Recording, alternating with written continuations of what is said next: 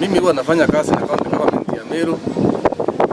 Huyo mheshimiwa wangu anaitwa Honorable Kithinji Thaiba, ndio mimi nasimamia.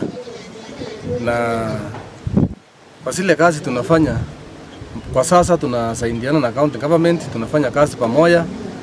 MCA, governor, deputy governor, Titus Ntuchu, tumeamua tufanye kazi pamoja.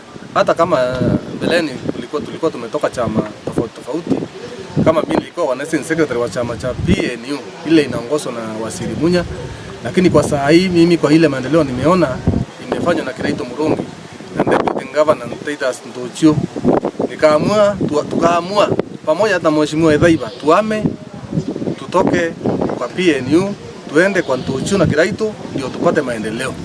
Na kwa saa hii tunafanya kazi pamoja, na kutoka wa leo mimi ni kama nilisema juzi, nimeokoka, sitarudi nyuma tena. Nitafanya kazi pamoja na Kiraito Murungi na deputy governor Titus Ntuchu pamoja na Kithinji Thaiba mwenye anasimamia shughuli zake ama kati zake katika wondi ya Ngomo wondi. Pia mimi huwa mwanasiasa, naombanga kiti ya MCA, nikishindwa na MCA mheshimiwa Kithinji Thaiba, lakini nimeahirisha, nikasema kutoka hapo nitaomba kiti 2027 baada wakati Kithinji Thaiba atatoka kwa kiti, Kiraito atoke kwa kiti ya gavana, ape mtu mwingine.